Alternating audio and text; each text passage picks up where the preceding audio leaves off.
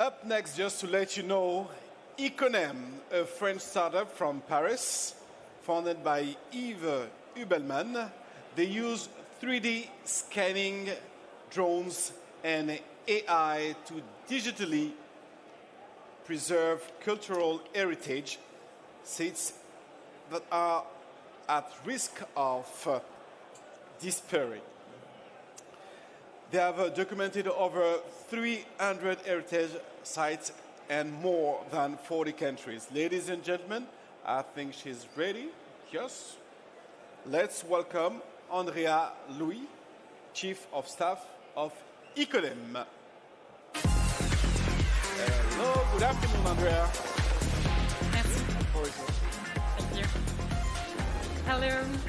Hello, thank you for being there. I am Andrea, Chief of Staff and Technical Project Manager at Iconem, and I'm pleased to be here to present our work and our mission to help protect cultural heritage worldwide. I'd like to start with a few words on Iconem origin story. We were founded in 2013 by our president, Yves Hubelmann, and at the time he was an architect working as an archaeologist in the Middle East, in Afghanistan, in Syria. And there, amid ongoing conflicts, he was witnessing the fast disappearance of archaeological sites. So he decided to rely on drones, on photogrammetry, both of which were just becoming accessible to the public. And he started to take thousands of images of those sites, which were later processed into 3D models using photogrammetry pipelines. And those high-resolution 3D models were exact replica of those sites at a certain point in time, and they serve both as a scientific record for archival and as a very valuable resource for experts to keep studying those sites, even after they disappeared or they become inaccessible. Like this is the case actually with this archaeological site in Afghanistan, which has become a mining area and is not yet no longer available, yet it is still studied by experts thanks to the 3D model. Digitally preserving those sites means we can record the states, but also that we can record the destruction and later enable the restoration efforts or the digital reconstruction of the lost states. We've witnessed wars affecting cultural heritage, but we've also witnessed other factors that play a significant role, like climate change and the rising sea level, or over-tourism, with the many challenges it poses to even the well-maintained major sites.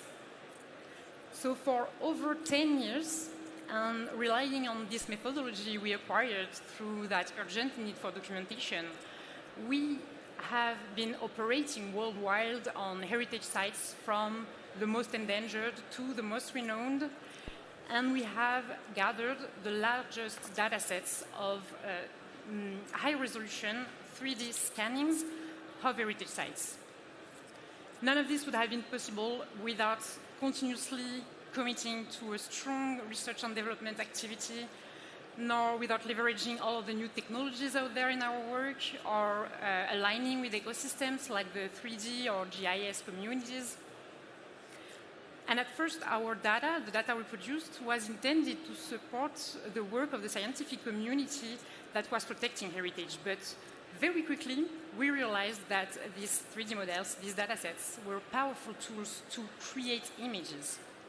This led to our first exhibit in Paris at Le Grand Palais in 2016, where we created immersive movies from the 3D models of the places from which originated the artifacts that were on display there.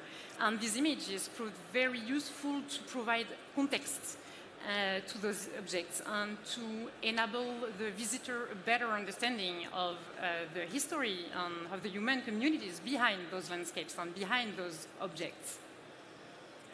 We have since combined our expertise in large-scale scanning and our expertise in creation of immersive film to develop many new ways of immerse the visitor and enable him to explore and experience cultural heritage. We have created lots of content. We have curated exhibits for major museums and cultural venues and even the sites directly. all over the world. We have experimented with VR, with 360 projection, with online experiences, and so on.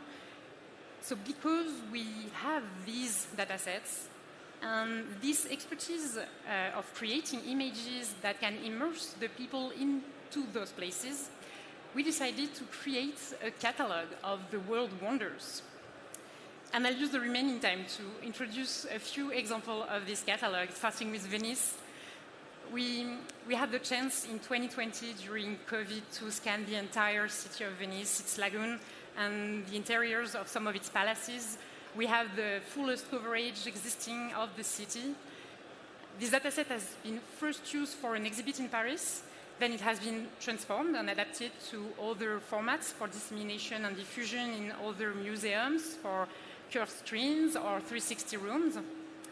And this very dataset from 5 years ago has been recently reworked to benefit from the latest innovation in the computer graphism pipelines. So with an extensive dataset of the city, we are enabled to offer new exploration of the city and to explore the city through new themes and various themes, like a navigation through its streets and canals and inside the palaces. Here it's the Dutch palaces. And we can actually get inside, go through the wall and get closer, for example, of the masterpieces that are on the ceiling of the Dutch palace, because they were painted by the Tintoretto, and it's quite hard to see them there because they're 12 meters high. But with 3D, we can rediscover these paintings. We can get closer and see them better. Another milestone in our work was a very enriching, technically enriching project we did at the Vatican with Microsoft. In 2023, we were appointed with the complete scan of the Basilica di San Pietro in Rome and the creation of an exhibit on site. And so we scanned the whole place from the ground up. We created a 3D historical restitution of the past state of the Basilica, and these exhibits on site that are massive projection on the roof and within the walls in spaces renovated for that purpose. And this project is a great example of how technologies can enhance preservation work, because these datasets required over 400,000 images. Their processing into a 3D model would not have been possible without the efficiency of the modern GPUs and the advances in photogrammetry algorithm. It's also a great example of the various uses we can have of such datasets, from the technical resources for architects and administrators to the creation of artistic and educational content. With this dataset, we were able to create this movie as a visit unlike any others, where we can see through walls and we can show what's invisible to the naked eye because it's too far to see. We can show the structure and enable a better understanding of the monument. And for the story, the white spot that you can see in God's beard are actually spider webs that were there when we scanned, and the team in charge of the conservation of the monument did not know they were there. So they discovered it with the model and the first images. And since then, they've cleaned God's beard. I could talk for hours about this project. I'll just mention a few highlights that emerged from the technical collaboration between Iconem and Microsoft. First, the dataset allowed us to create an AI-based algorithm to automatically detect the cracks and the missing tiles in the cupolas that are currently being restored.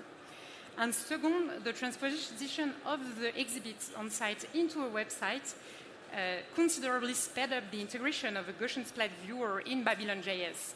And for those of you who know Gaussian-splats, you'll imagine that it was in 2024, and it was the first online exploration of such data that was at this level of detail and at this quality.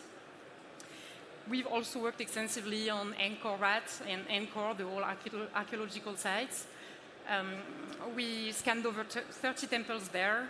We relied on the latest rendering engine to render water and vegetation that form a very significant part of the story of the sites. And with these images, we are able to immerse the visitor into a site that spans over 400 kilometers square for the protected area.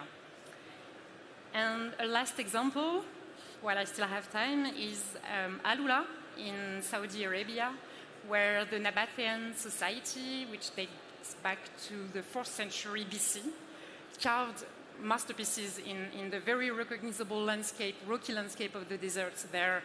We have collaborated with a huge team of experts of the site, like we usually do, to create these images that provides, combined with our scans, that provides a beautiful window into the past. Thank you very much for your attention, and we hope our work in documenting and sharing cultural heritage will inspire new ways of using technologies to care about what we have in common. Thank you. Thank you, Andrea. Thank you so much.